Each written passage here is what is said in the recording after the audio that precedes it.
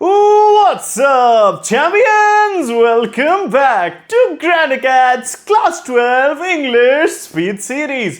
आज हम पढ़ने वाले हैं डीप वाटर, जो कि आपकी फ्लेमिंगो टेक्स्ट बुक का थर्ड चैप्टर है. By the way, if you are new here, welcome to Grand Acade. अभी के अभी इस वीडियो के नीचे जाके आप ग्रैंड अकेड को सब्सक्राइब कर दीजिए, क्योंकि यहाँ पे क्लास 12 के हर एक स्ट्रीम के हर एक बच्चे के लिए लेक्चर्स, स्ट्रेटजीज और बहुत कुछ बढ़िया बढ़िया चीजें आती रहती हैं. स्पीड सीरीज, अगर आपको नहीं पता तो speed series is the most efficient, quickest and the best way to cover your class 12 syllabus, जो इस केस में इंग्लिश का होने वाला है.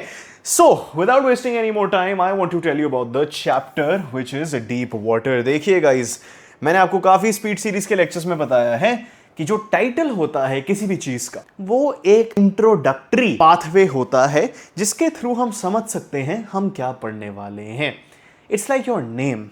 आपका नाम जो यूजुअली आपके पेरेंट्स ने ही दिया होगा आपको, या फिर किसी रिलेटिव ने, ग्रैंड पेरेंट ने कुछ सोच समझ के दिया होगा. जैसे मेरा नाम है Ritwik. I am a graduate of Ramjas College English honours, if you don't know, and I have been teaching for more than half a decade. So ये इंट्रोडक्शन हो गई हमारी.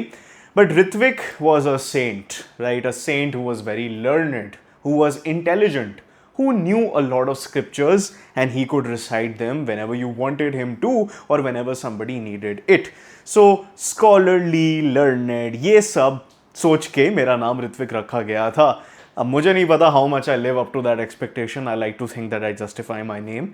बट नाम में काफ़ी चीज़ें हिडन होती हैं. सो जब भी आप इंग्लिश पढ़ोगे अपनी ज़िंदगी में, रिमेंबर कि जो नॉवल का टाइटल होता है, जो एक पोम का टाइटल होता है, जो एक chapter, short story, any interview का भी टाइटल होता है, उसमें आपको बहुत सारी चीज़ें पता चलती हैं. यहाँ पे डीप वाटर है जो विलियम डगलस नामक इंसान ने लिखा है, और एक्चुअली ये ऑटोबायोग्राफिकल है. ऑटोबायोग्राफिकल का क्या मतलब है? इसमें जो राइटर हैं वो अपनी जिंदगी के कई एक्सपीरियंसेस के बारे में हमें बता रहे हैं. डीप वाटर का मतलब होता है गहरे पानी में होना, being submerged in water. Metaphorically symbolising everyday speech में डीप वाटर में अगर कोई कहता है oh you are in deep water, इसका मतलब होता है you are in deep trouble. एक ऐसी सिचुएशन में हो जिससे आप एस्केप नहीं कर पा रहे. लेकिन यहां पे ये लिटरली भी यूज किया गया है, बिकॉज ये चैप्टर है about William Douglas's fear of water and swimming. काफी चीजें होती हैं विलियम डगलस की जिंदगी में, स्पेशली उसकी चाइल्डहुड में, जो उसे वाटर के प्रति एक बहुत ही ज्यादा डीप रूटेड ट्रॉमा की वजह से फियर डेवलप कर देती हैं, जिसकी वजह से उनके लिए स्विमिंग करना बड़ा मुश्किल हो जाता है. सो इस चैप्टर में हम इस चीज को एक्सप्लोर करने वाले हैं कि जो उनका डीप वाटर में रखा हुआ फियर था, which was of literally deep water, वो कैसे ठीक होता है. Alright, let's begin. William Douglas जब 10 या 11 साल के थे, वो डिसाइड करते हैं यार मैं ना स्विम करूंगा, और कहाँ जाऊंगा? YMCA. YMCA क्या होता है?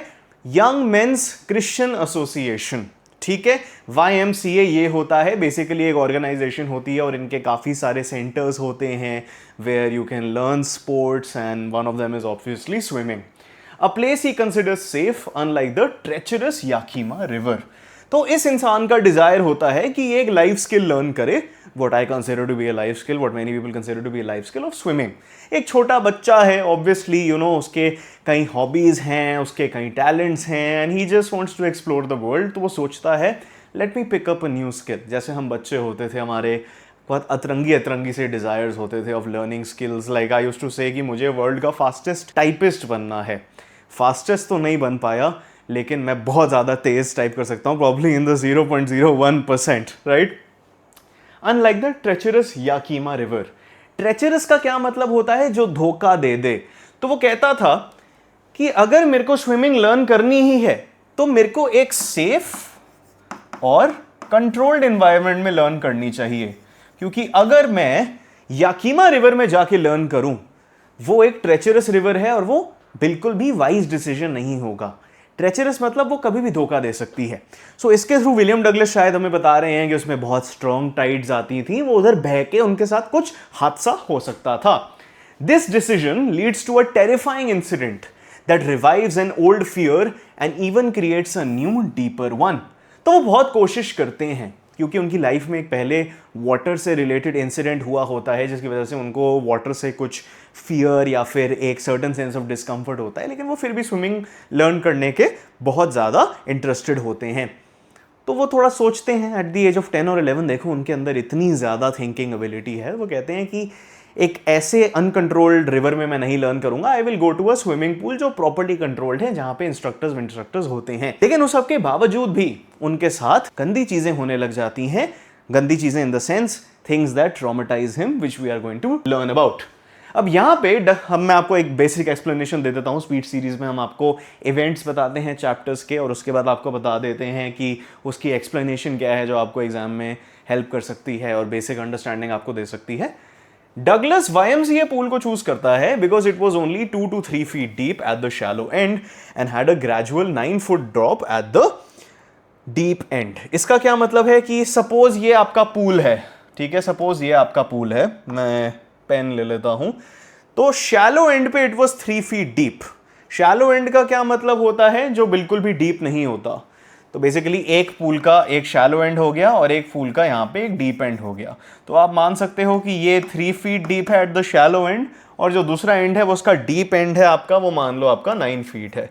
अब मेरे को स्विमिंग आती नहीं, जो भी स्विमिंग पूल से थोड़े ज़्यादा अक्वेंटेड हैं, ज़्यादा फेमिलियर हैं, आप वो ज़्यादा बेहतर इमेजिन कर सकते हो। बट यहाँ पे क्या है, इट्स अ कंट्रोल्ड एनवायरनमेंट। अगर एक इंसान जो ला लो 10-11 साल का है, 5 फुट से ज़्यादा का नहीं होगा, तो उसके लिए ऐसी सिचुएशन में स्विम करना इज एक्सेप्टेबल, ठीक है। And had a gradual 9 foot drop towards the deep and. तो ऐसा नहीं था कि वो एकदम सडनली 9 feet का हो जाए, ये ग्रेजुअल ड्रॉप थी, मतलब ऐसे ऐसे करके हो रहा था, making it much safer than the dangerous Yakima river, जो मैंने आपको एक्सप्लेन कर ही दिया है।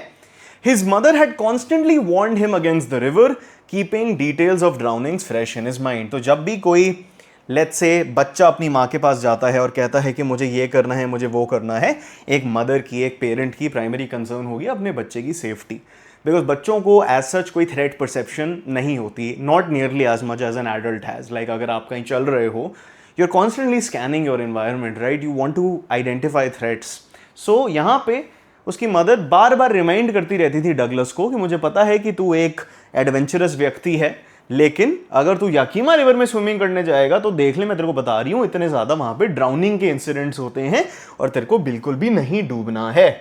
बट इतना कुछ करने के बाद भी डगलस भाई के साथ कुछ होता है। The misadventure at the YMCA pool. Misadventure का क्या मतलब है? एक दुर्घटना मान लीजिए। Despite his initial aversion to being in the water, क्योंकि उसकी चाइल्डहुड में एक ऐसा इंसिडेंट हुआ चुका था जिसमें he was basically taken of the shore. उसके डिटेल्स हम बाद में पढ़ेंगे, बट बचपन में आप अभी के लिए समझ लो उसके साथ वाटर, स्विमिंग पूल्स, बीचेस, सी से रिलेटेड कोई इंसिडेंट हुआ था जिसकी वजह से वो थोड़ा अवर्स था to the idea of swimming, but still he wanted to learn swimming. And his pride in showing his skinny legs, he got a pair of water wings and began to practice। तो उसने कहा ठीक है यार, मुझे फर्क नहीं पड़ता, मैं पतला हूं, मैं आराम से स्विम कर सकता हूं, मैं I am strong enough to carry my body weight. So उसने वाटर विंग्स ले लिए जो बेसिकली स्विमिंग के डिवाइस होते हैं, और उसने स्विमिंग प्रैक्टिस शुरू करनी। He was just beginning to feel comfortable. वो एकदम अपने फ्लो स्टेट में आ चुका था, उसको लग रहा था स्विमिंग क्या होती है, वाटर विंग्स तो मैंने पहन लिए, अब तो मैं कुछ भी कर सकता हूं भाई जी। He was just beginning to feel comfortable when the misadventure occurred. He went to the pool when no one else was there and sat on the side waiting for others. A large 18-year-old boy, a beautiful physical specimen, came in, yelled, "Hi skinny, how'd you like to be ducked?" and tossed him into the deep end। तो यहाँ पे उसके साथ एक physical case of bullying होता है। वो आराम से पूल के साइड में बैठा हुआ था, उसको लग रहा था कोई इधर है नहीं तो मैं थोड़ा रिलैक्स कर सकता हूँ, लेकिन ये एक 10-11 साल का व्यक्ति है और हमें पता है कि ये बहुत पतला है। तो एक बिग बुली आता है उसके सामने। बिग बुली कीवर्ड है, आप यूज कर सकते हो, जो फिजिकली बहुत इंटिमिडेटिंग होता है, फिजिकली बहुत इंपोजिंग होता है, इन द सेंस कि आप उसको देख के डर जाओगे because of his sheer size. Very tall, very broad, probably very muscular और वेरी प्लम्प, विच मीन्स कि उसके अंदर वेट भी बहुत है। तो फिजिकल कैपेसिटी में our dear Douglas was no match. और वो कहता है, ए पतले आदमी, how would you like to be ducked? तो उसने कहा, क्या पसंद करेगा तू मैं तेरे को अगर फेंक दूं? और उसने उसके साथ वही किया। This was an act, N egregious act, a shameful act of bullying another person. Another person छोड़ो, somebody significantly younger, somebody significantly weaker and thinner, and tossed him into the deep end. तो ये दुर्घटना उसके पास होती है. Remember, इस time तक शायद उसके पास वाटर विंग्स भी नहीं है, बिकॉज वो आराम से बैठा हुआ है, is not planning to swim. तो ये दुर्घटना उसके साथ होती है. अभी तक वो वाटर विंग्स के साथ स्विम कर रहा था, लेकिन इस आदमी ने उसे डीप एंड तक फेंक दिया. Remember, he is just a 10-11 year old boy. ठीक है, अगर आप उसे डीप एंड के टुवर्ड्स फेंक दोगे जो 9 फीट है, it is going to be much deeper than his height and he does not know how to swim up. तो ये दुर्घटना की इंट्रोडक्शन है जो डगलस के साथ होती है. Throne into the deep and, Douglas का बहुत ज्यादा दिमाग चलना शुरू कर जाता है. He feels a lot of emotions, he tries to process what is going on, but at the end of the day he realizes कि उसे कुछ ना कुछ तो प्लान करना पड़ेगा, because 9 feet deep water is not a joke for him. He's a little boy, he needs to figure out how to save his life, otherwise उसके साथ वो ही हो जाता जो उसकी मदर वॉर्न करती रहती थी regarding the Yakima River, and his strategy for survival is immediately overwhelmed by panic. तो basically उसके दिमाग में काफ़ी strategies आती हैं कि वो इधर से कैसे निकल के अपनी जान बचा पाए, लेकिन वो तो है एक बच्चा ही और उसके पास कोई exposure नहीं है to the sea or to water in general. उसके पास negative experiences ही रहे हैं regarding pools and rivers.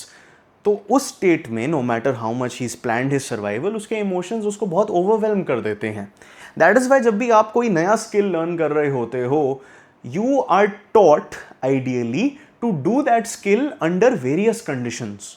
Let's say आप लर्न कर रहे हो आउटडोर वर्किंग आउट, तो आउटडोर वर्किंग आउट सिर्फ वो नहीं होता कि you need to know how to lift do a bench press when it's sunny outside. You need to know how to do it, how to handle your equipment when it is raining, when it is foggy weather, when it is polluted weather. जैसे जैसे Douglas पानी में गिरता रहा, as he fell into the water, Douglas was becoming even more frightened. क्योंकि जैसे जैसे वो गिर रहा है, पानी की डेप्थ वो फील कर रहा है. He is drowning, quite literally drowning and submerging in the water deep deep deep. तो उसका फियर ग्रो कर रहा है. ही इज बिकमिंग फ्राइटेंड, वो बहुत ज़्यादा डर रहा है, but not yet out of his wits. Not yet out of his wits का मतलब है वो अभी पागल नहीं हो गया है, अभी भी वो सोच पा रहा है. क्योंकि क्या होता है जब आप ड्राउन कर रहे होते हो, I hope none of you have experience this, but basically आप अगर you're in the water for too long, your body, your lungs especially are going to get filled up with water and oxygen नहीं पहुंच पाएगा, तो आपकी thinking capacity नहीं हो पाएगी, and even then आप terror feel करोगे, fear feel करोगे. So please, if you're a swimmer or if you're learning swimming, please do it in a professional setting and have a lifeguard around, have an instructor especially.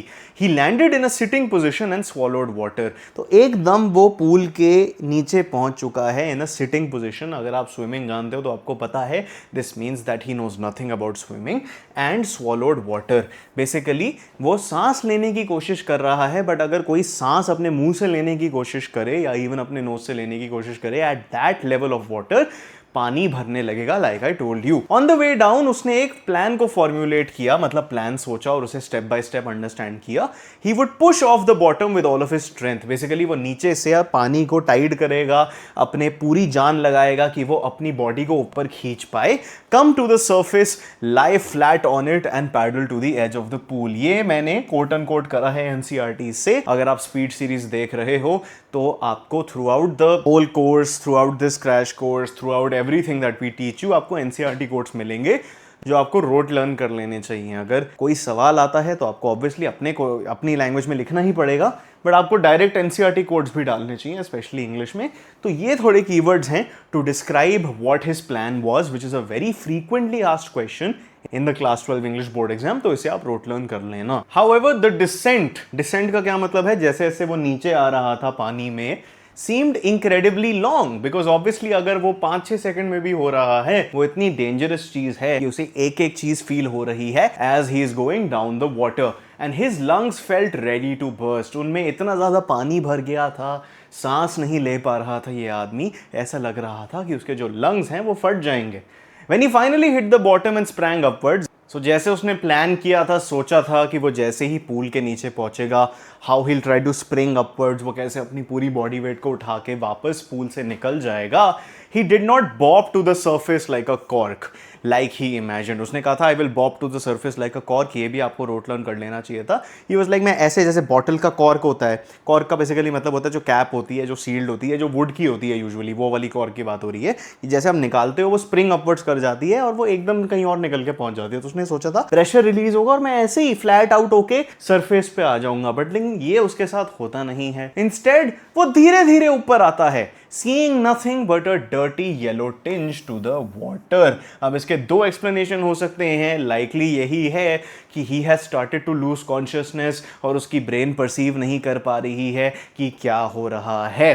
He frantically tried to grab for a rope। frantically मतलब बहुत ज़्यादा tension में, worry में, anxiety में उसको लगा कि इधर उधर कोई रोप होगी, तो he tried to grab it but only clutched at water feeling himself suffocating। and clutch का क्या मतलब होता है कि आप वाटर को पकड़ सकते हो। जब बारिश हो रही होती है तो क्या पत्थर की तरह आप इसको पकड़ सकते हो पानी को? नहीं। उसको लग रहा है कि उसके आसपास चीजें हैं, बट उसकी ब्रेन बिल्कुल भी ब्रेनिंग वाले स्टेट में नहीं है। It's simply thinking of things that aren't there. So he is losing his sanity and consciousness while this is going on, feeling himself suffocating. उसकी बिल्कुल बिल्कुल सारी की सारी अंदर जो जान है, ब्रेथ है, वो निकल रही थी। His eyes and nose came out of the water but his mouth did not. इसका क्या मतलब है?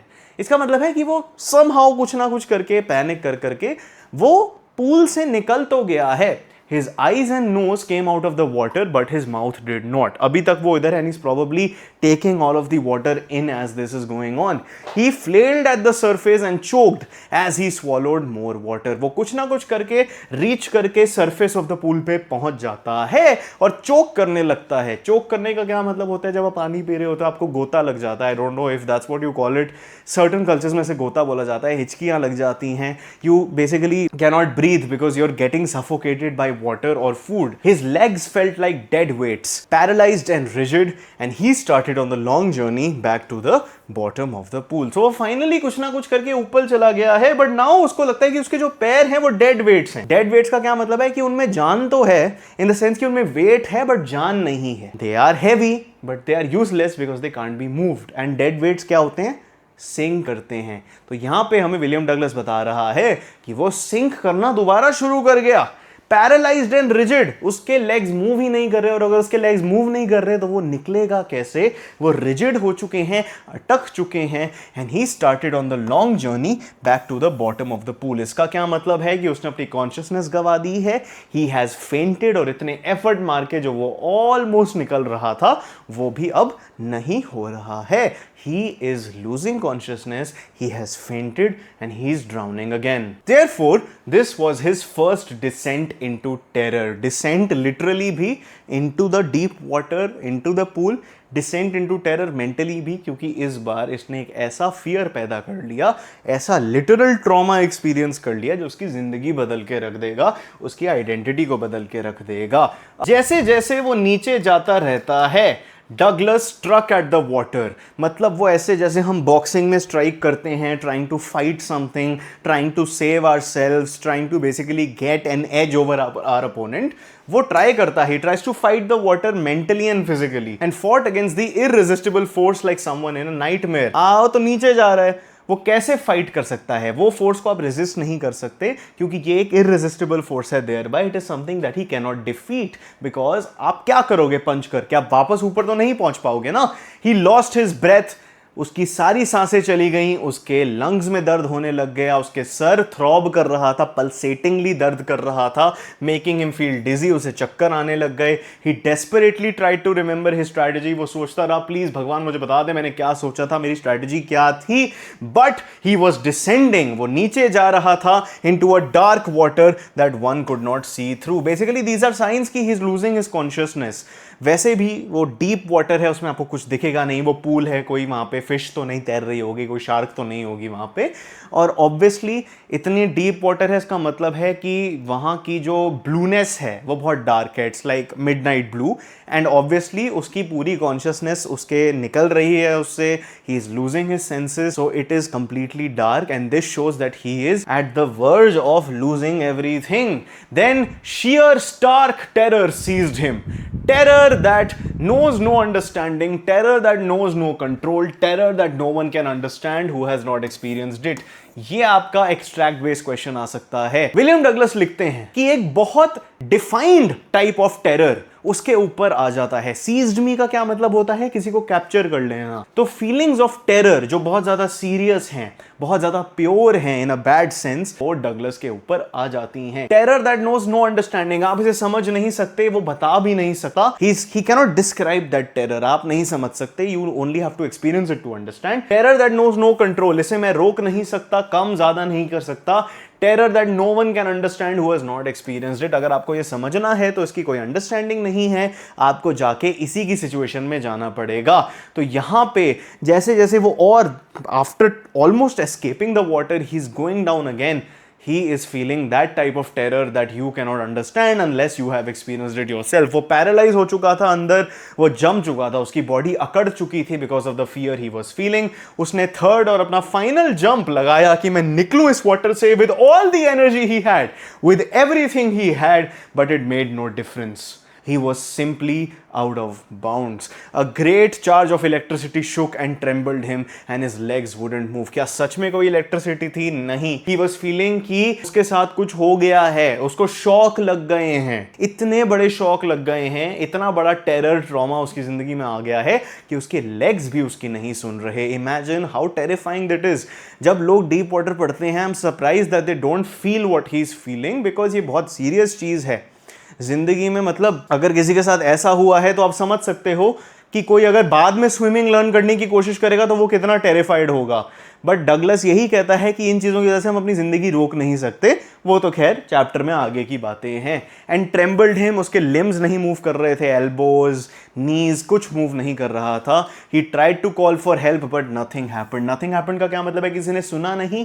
नहीं, वो बोलने की कोशिश कर रहा है, उसके शब्द ही नहीं निकल रहे हैं. He began to go down a third time, the yellowish light going out as he sucked for air and got only water. तो ऊपर हमें पता है कि शायद पूल के ऊपर कहीं लाइट्स लगी हुई हैं, और जैसे जैसे वो इंसान नीचे जा रहा है वो लाइट फेड हो रही है. दिस इज सिग्निफाइंग कि वो पूल के एकदम डीप एंड पे पहुंचने वाला है. And he is trying to suck for air and got only water. He is trying to gasp for air in the sense कि वो अपने माउथ से ब्रीथ करने की कोशिश कर रहा है, लेकिन उसके अंदर सिर्फ पानी जा रहा है, which means he is in the process of you know what. Anyway, let's take a quick break. मैं आपको बताना चाहता हूं कि हमने लॉन्च कर दिया है हमारा class 12 English pro max course. Pro max English course, जिसमें आपको मैं इंग्लिश के टॉपर बनने के चांसेस काफ़ी ऊपर लेके दे सकता हूं. इसमें आपको मिलेंगे सबसे बढ़िया इंग्लिश के नोट जो मैंने खुद बनाए हैं. ठीक है, बहुत सारे बच्चों को इस कोर्स की हेल्प के थ्रू 100 स्कोर करने को मिला है इंग्लिश में. और इंग्लिश एक ऐसा सब्जेक्ट है, आप बाकी सब्जेक्ट पढ़ते रहो, इंग्लिश में अगर आपके अच्छे नंबर नहीं आए तो 20% of your marksheet will suffer because English is 20% of your class 12 score. Calculate करके देख लेना. पूरा सिलेबस घंटों में करवा दूंगा आपका, लाइन बाय लाइन एक्सप्लेनेशन दूंगा. अगर आपको स्पीड सीरीज अच्छी लग रही है, अगर स्पीड सीरीज आपको 9 on 10 लग रही है, आपको 1000 on 10 लगेगी, ये मेरा वादा है आपसे. आंसर राइटिंग की मास्टर गाइडेंस दूंगा, लाइव मेंटोरशिप दूंगा, लाइव रिवीजन क्लासेस भी होंगी. 100% मैं आपको 100 से भी ज्यादा 100% इंपॉर्टेंट क्वेश्चंस देने वाला हूं. पीडीएफ दूंगा जिसमें parallel questions, competency questions, narrative technique questions सब के सब मिलेंगे. आप एक इंग्लिश ऑनर्स के ग्रेजुएट और टॉपर से पढ़ लीजिए. इंग्लिश एक ऐसा सब्जेक्ट है जो मैं आपको मास्टर बना सकता हूं जिसमें. तो अभी के अभी जाइए, link is in the pin comment और description, and join the Pro Max English course. I'm waiting for you. App भी आपको मिल जाएगी iOS Android के लिए. सारी चीजें डिस्क्रिप्शन और पिन कमेंट पे हैं. अच्छा खासा ऑफर इस पे चल रहा है. सारा एफर्ट कम हो जाता है, सारा एफर्ट बंद हो जाता है.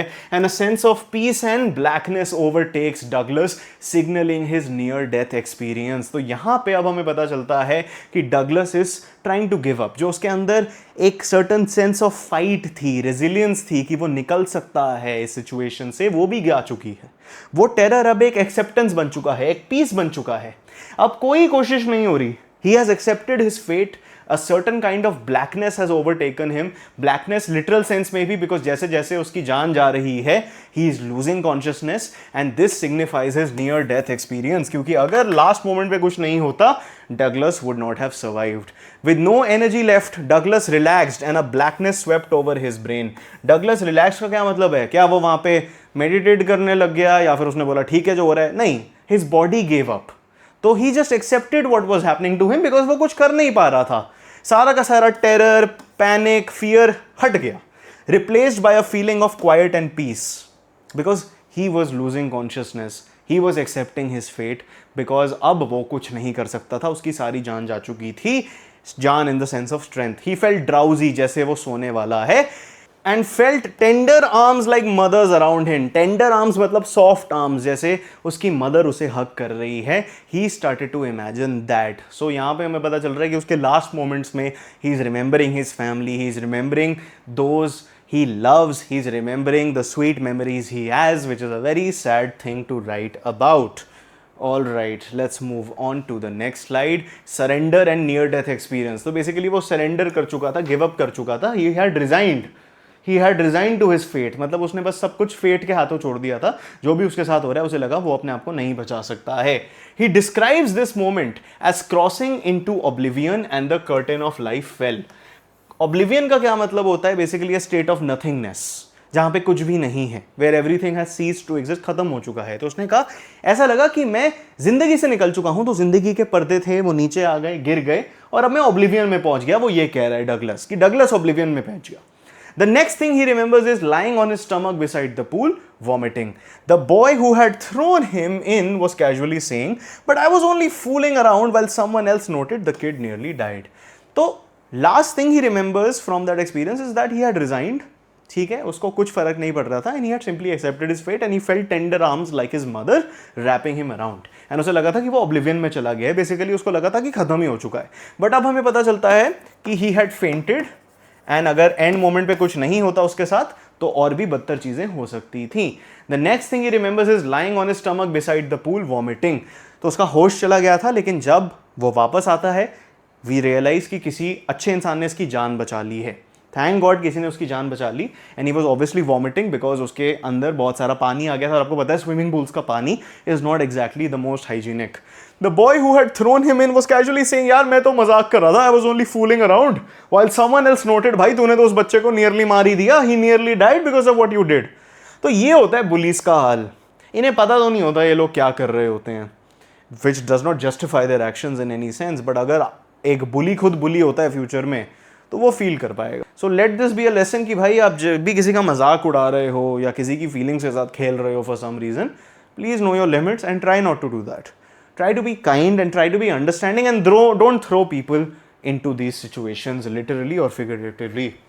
ये एक्सपीरियंस एक लास्टिंग हॉन्टिंग फियर डगलस के अंदर छोड़ जाता है. The haunting fear. तो ये चैप्टर का मोस्ट इंपॉर्टेंट थीम है. एक ऐसा टाइप ऑफ फियर जो डगलस कभी भी अपनी जिंदगी से निकाल नहीं पाता. काफी कोशिश करने के बाद ही वो एंड में जाके निकलता है. आप अपने आप को डगलस के शूज में डालिए और सोचिए कि अगर आपके साथ ये होता तो क्या आप कभी स्विमिंग जाते? क्या आप जब स्विमिंग पूल को देखते तो आपके दिमाग में और आपके हार्ट बीट रेस करती, आपके दिमाग में थॉट्स नहीं चलते? एक ट्रॉमा होता है ना ये. बचपन के जो फियर्स होते हैं ना माय डियर चैंपियंस, वो सबसे ज्यादा बड़े फियर्स होते हैं. जैसे आई नो काफी लोग छिपकली से डरते हैं. अब अगर आप एडल्ट होके छिपकली को देख के तो आप नहीं डरते, बट आप बचपन में छिपकली से डरते हो. तो जब आप एडल्ट भी हो जाते हो, आप छिपकली को देखते हो तो आपकी बॉडी को वो फियर याद आता है और आप निकल जाते हो उस सिचुएशन से, या फिर आपको घिन आने लगती है. तो जो चाइल्डहुड में आपके एक्सपीरियंसेस होते हैं, चाहे नेगेटिव या पॉजिटिव, वो आपकी लाइफ लॉन्ग एडल्ट पर्सनैलिटी, जो ऑब्वियसली डायनामिक है टू सर्टेन एक्सटेंट, एक इम्प्रिंट छोड़ देते हैं. A lot of our behaviour as adults, as teenagers, is actually because of the things we faced or did not face in childhood. So always think about your behavior and try to locate the source of that. जब हम psychology पढ़ते हैं, हम जब therapy sessions भी लेते हैं, तो चाइल्डहुड बहुत ज़्यादा सेंटर्ड होता है उस चीज़ में. एनीवे, साइकोलॉजी का लेक्चर नहीं है ये. After the incident Douglas weak हो चुका था, ट्रेम्बल कर रहा था, शेक कर रहा था, खाना नहीं खा पा रहा था. एंड ही वुड शेक, उसकी बॉडी एकदम जिटर करती और वो रोता when he lay on his bed because obviously यार he almost died. He can't just become a happy kid again. He never went back to the pool. वो कभी भी वापस पूल में नहीं गया और उसे वाटर से डर लगने लग गया. He avoided looking at it also whenever he could.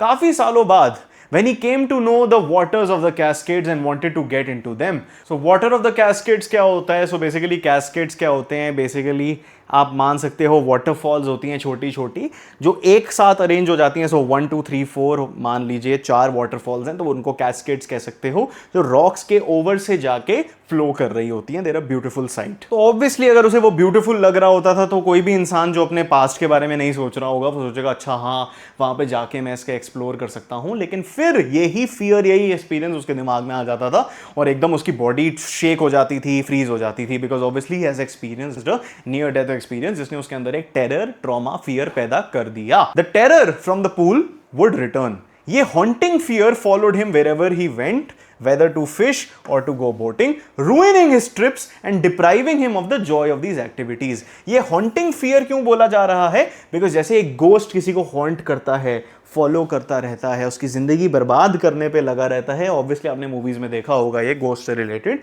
वैसा ही ये फियर बन चुका था। Always creeping, always present, omni present.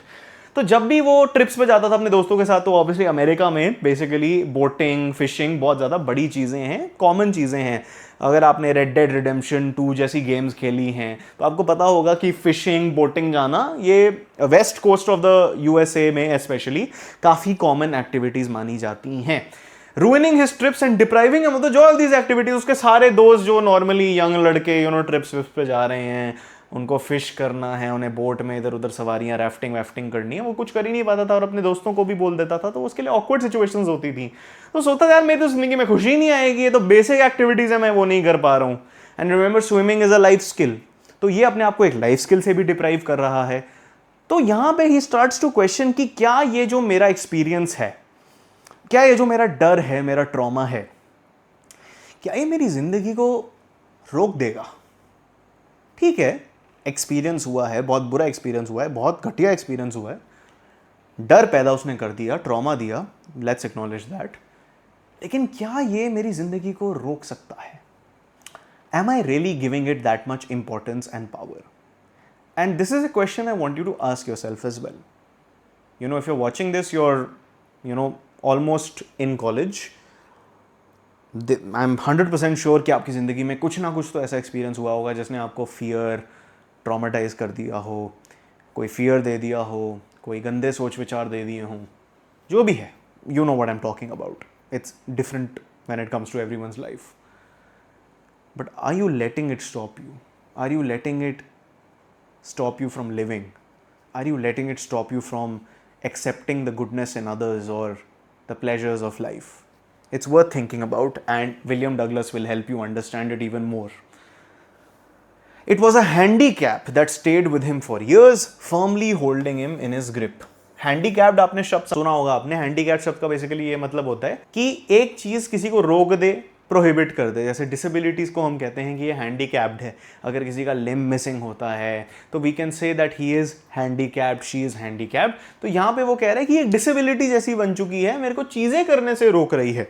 लेकिन जिनको ऑब्वियस फिजिकल डिसेबिलिटीज होती हैं, डिफॉर्मिटीज होती हैं, मेंटल डिसेबिलिटीज होती हैं, वो भी तो कुछ करते हैं। लेकिन डिसेबिलिटीज को भी तो हम ट्रीट करने की कोशिश करते हैं ना। We try to understand the hardships of the specially abled, but they willingly try to make sure कि जो उसका हार्म है या उसकी लिमिटेशंस हैं वो कम से कम रहें।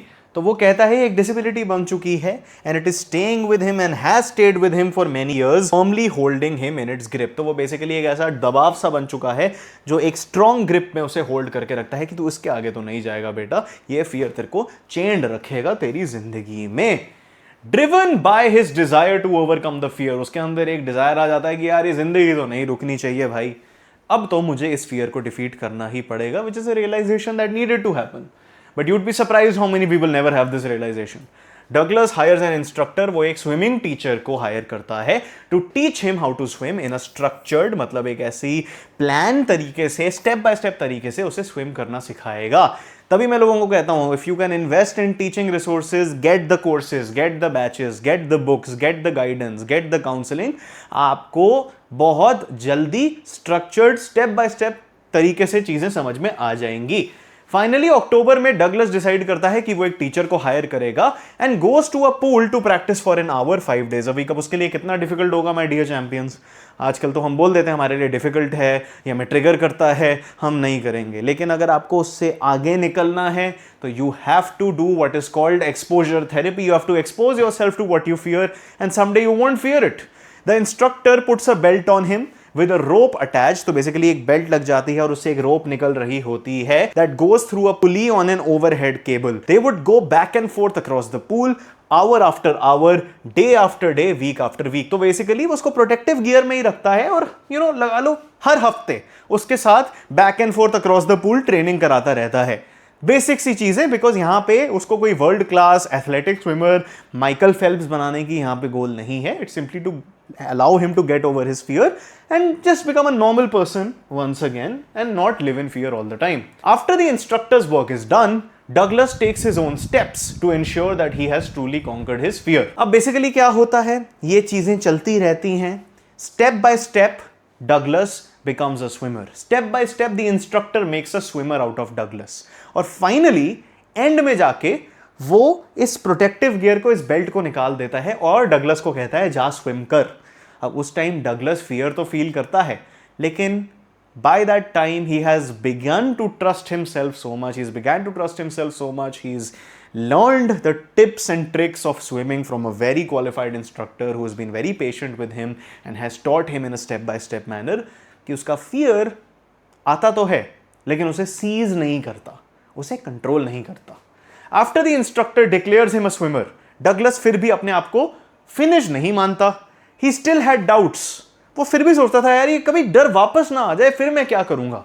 So he wanted to make sure he wouldn't be terror stricken when alone in a pool. उसने कहा यार मैं बस ये श्योर बनाना चाहता हूं कि जब कभी फ्यूचर में मैं अकेले पूल में आऊं और कोई इंस्ट्रक्टर ना हो तब मेरे अंदर ये वापस डर ना आ जाए.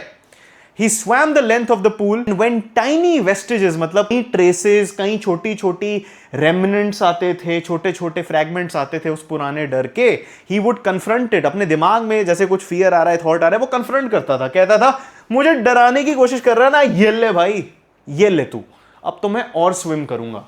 So he basically compartmentalized his brain.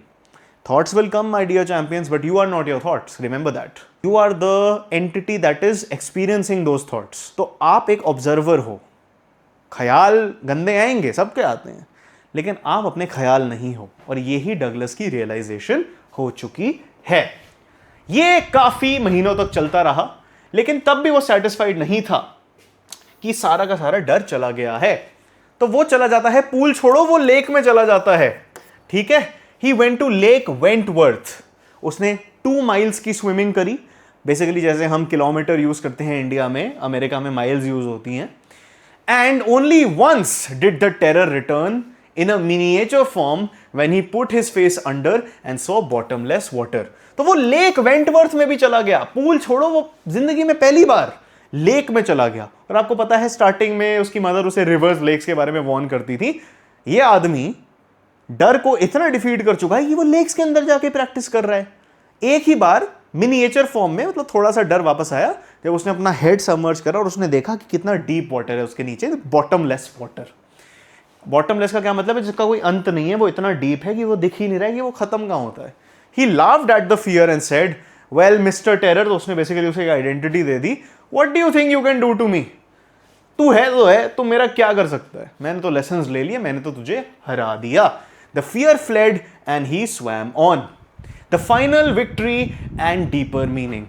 Douglas का final act, यहां पे ये नहीं आना चाहिए. Douglas का final act of conquering his fear at Warm Lake solidifies his victory and leads to a profound realization about life and death. तो एक चीज होगी लेक वेंटवर्थ की, लेकिन अगर आपको पूछा जाता है कि एक्चुअल में उसका फियर कब खत्म होता है, समाप्त कब होता है, तो वो होता है वॉर्म लेक में. तो एब्सोल्युटली सर्टन होने के लिए, जैसे मैंने आपको अभी बताया है, डगलस चला जाता है वॉर्म लेक पर. तो वो अपने स्विमिंग गियर में आता है, डाइव कर देता है और अक्रॉस टू द अदर शोर और बैक स्विम करता है. पूल के इस एंड से दूसरे एंड तक स्विम करता है और फिर वापस आ जाता है. जस्ट एज अनदर पर्सन डग कॉर्प्रॉन. ठीक है, ये एक सरनेम है जो आपने अभी तक नहीं सुना होगा. Doug is obviously similar to Douglas in more ways than one, not just the name. Doug Corpron, आपको नाम याद रखना है. इस इंसान को आपको अपने आंसर्स में लिखना है अगर आपसे पूछा जाता है कि डगलस का वॉर्म लेक में क्या एक्सपीरियंस होता है, या फिर डगलस अपना fear at the right exact moment कब completely conquer कर लेता है. when he makes sure he shouted with joy as his echo returned from Gilbert Peak, signifying that he had conquered his fear of water. जब उसे ये realization होती है कि वो सक्सेसफुली एक शोर से दूसरे शोर पे बैक एंड फोर्थ स्विम कर चुका है और उसकी आवाज़ की गूंज उसके पास वापस आ गई है, उसे ये रियलाइजेशन हो चुकी होती है कि उसने इम्पॉसिबल कर दिखाया है जो टेरर उसकी ज़िंदगी में आ चुका था बाय द वर्च्यू और by the misfortune of having that big bully come into his life and throw him into the edge of the pool. He had defeated that fear. वो इतना ज़्यादा खुश था कि उसने ऐसी एक शाउट छोड़ी इनटू द वाइल्ड, उसने इतना स्क्रीम किया, शाउट किया विद जॉय कि उसके अराउंड की जो नेचर थी वो आवाज़ उसे गूंज के वापस सुनाई दे रही थी। He was that excited and that is how you will feel when you defeat your fears. Internal victories my dear champions are the most sweet victories. You can get 99% in 12th, you can get into the best colleges, the IITs, Stephens, Harvards. But the day you actually confront yourself, अपना सामना करके जब आप अपने आप को develop करते हो, I pray you have this moment. I pray you know the feeling of defeating your fears. And I hope that you are gaining strength from what William Douglas is sharing with all of you. Literature is beautiful, my dear friends. ये experience एक deep meaning hold करता रहा इन William डगलस's life.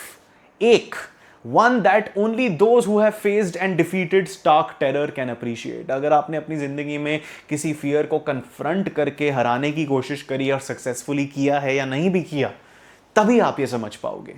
He realized कि death में piece है, क्योंकि जब वो ऑलमोस्ट मर रहा था, he had given up and he had surrendered. But there is terror only in the fear of death. वो कहता है कि डर फियर में ही है। गंदी से गंदी चीजें हो सकती हैं, एंड आई प्रे किसी के साथ ना हो, बट सबसे गंदी चीज होती है डर, fear.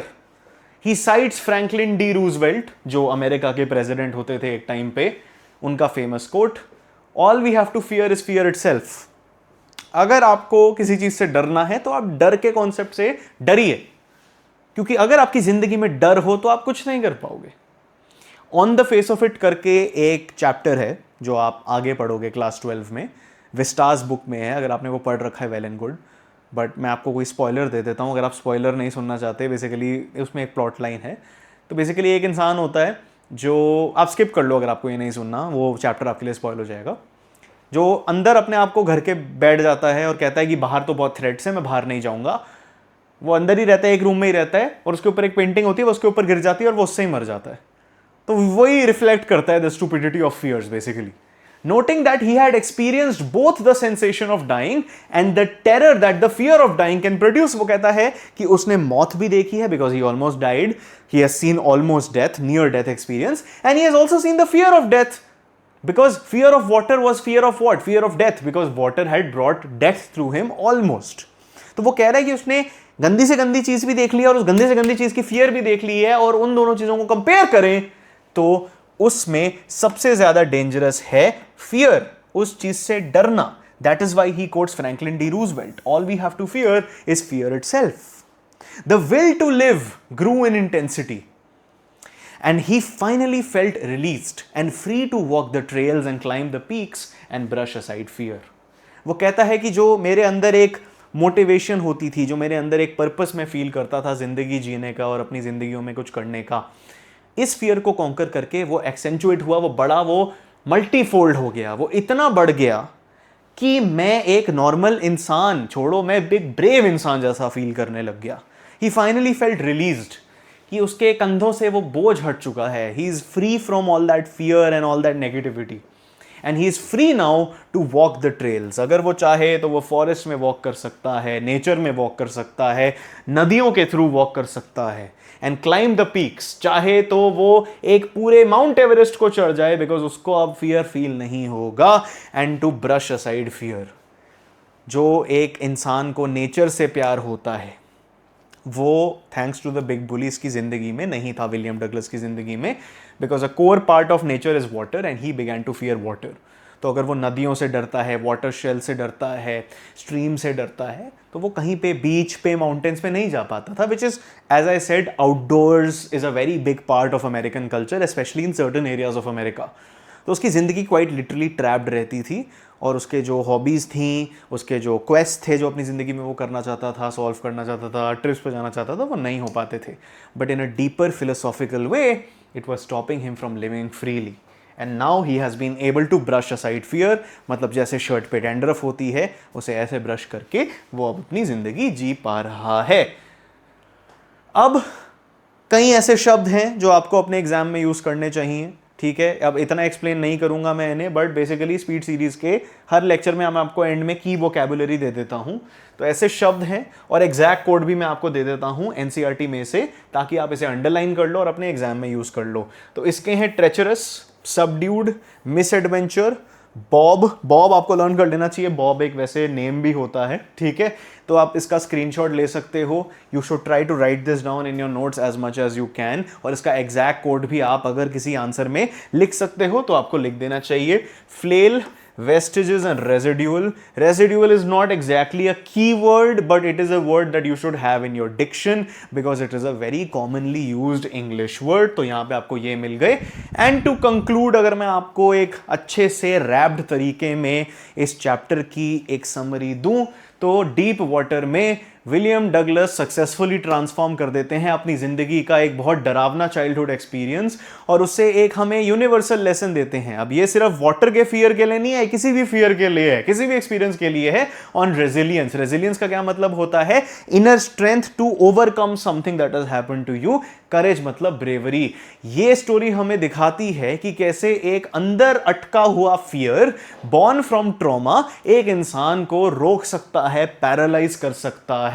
And it can strip them of life simple joys. मतलब वो उन्हें लाइफ के basic joys of just going around and being with your friends, जैसे मैंने एक्सप्लेन किया था, ड्यू टू कल्चरल फैक्टर्स रोक सकता है. लेकिन यहां पे जो ट्रू विन है स्टोरी में is not in the initial escape from drowning. जब वो बिग बुली आता है कि वो निकल गए तो वो बच गए, लेकिन एक्चुअल विक्ट्री है डगलस का डेलिबरेट मतलब planned, intentional, methodical process of confronting his fear head on. वो उससे डरा नहीं, ही डिसाइडेड एंड ही प्लान्ड. ये नहीं कि उसने बोल दिया मैं कर लूंगा, उसने प्लान किया ये. He made it happen by taking control of his learning, seeking expert guidance, which you should do for English by the way and all other subjects, and ultimately challenging the fear.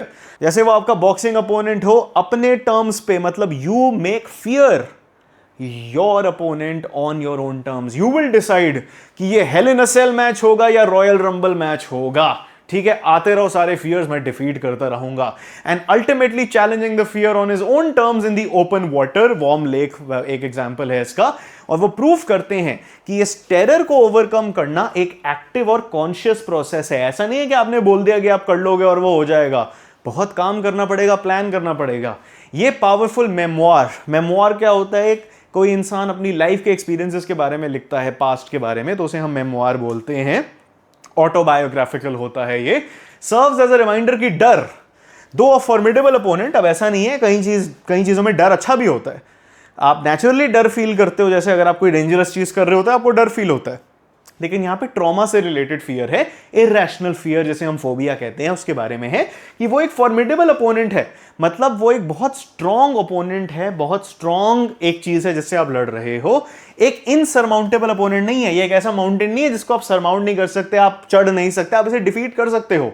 ये एक state of mind है my dear champions. अगर आप में determination है, आपके अंदर will power है, आप उसको पीछे छोड़ सकते हो और आपकी जिंदगी में एक सर्टेन सेंस ऑफ फ्रीडम आएगा और डीपर अप्रिसिएशन आएगी जब आप छोड़ दोगे. You will feel a deeper appreciation for life once you abandon fear, because fear stops you from living. So that was the chapter my dear champions. जल्दी से जल्दी एक लाइक नीचे दे दीजिए इस पूरे वीडियो को. स्पीड सीरीज की पूरी प्लेलिस्ट भी आपको डिस्क्रिप्शन और पिन कमेंट में मिल जाएगी. सब कुछ देखना. अगर आपको स्पीड सीरीज अच्छी लग रही है तो आपको प्रो मैक्स कोर्स तो 1000 गुना अच्छा लगेगा. मैं आपको बता नहीं सकता, मैं आपको इंग्लिश में बहुत ज़्यादा हेल्प कर सकता हूँ. मेरी बात ट्रस्ट कर लो. फ्रैंकली स्पीकिंग मुझे तो नहीं लगता कि इससे बेटर रिसोर्स कोई भी एग्जिस्ट करता है पूरी दुनिया में क्लास 12 इंग्लिश के लिए. कितनी भी किताबें ले लीजिए, आपके पैसे इतने अच्छे यूटिलाइज नहीं होंगे जितने इस कोर्स में होंगे. इसको ले लो, कहीं और भटकने की जरूरत नहीं है, कोई किताब, कोई एक्स्ट्रा रिसोर्स, क्वेश्चन बैंक कुछ नहीं चाहिए। एक एक चीज दूंगा, सैंपल पेपर से लेके नोट से, line by line lectures, recorded master classes, live revision, live mentorship, सब कुछ आपको ये थ्रू आउट द ईयर मिलती रहेगी। आप कभी भी ले लो, एग्जाम के एक दिन पहले भी ले लो, फिर भी आपकी मदद करूंगा, फिर भी सारे रिसोर्सेज दूंगा और स्टडी प्लान दूंगा। So make sure to go to the description and pin comment and check this course out and make sure to subscribe to Grand Acad as well. Thank you very much my dear champions. Comments में आप बताइए कि आप और किस topic पे video चाहते हो। अगर आपके कोई डाउट्स हैं, आप इन्हें पूछ सकते हो, या तो मैं, मेरी टीम या फिर हमारी community of Grand Acad champions आपको जवाब तो दे ही देगी। And yes, learn from this chapter my dear champions. Literature is not just about scoring 100 in English. वैसे आप ग्रैंड अकेड को फॉलो कर रहे हो, बहुत हाई चांसेस हैं कि आप कर ही लो, और प्रो मैक्स कोर्स के हो तो और भी ज़्यादा चांसेस हैं। But this chapter is about defeating fear and living on your own terms. So take charge of your life. If there's anything bothering you, know that you're not alone. You're a Grand Agat champion. I have so much love for you, and I pray for your health. I pray for your success, and utmost I pray, first and foremost, I pray for your peace. I pray that you find the strength you need. I pray that you have the resilience you need to defeat every fear stopping you. I believe in you, and all right, till next time, keep winning, you champions.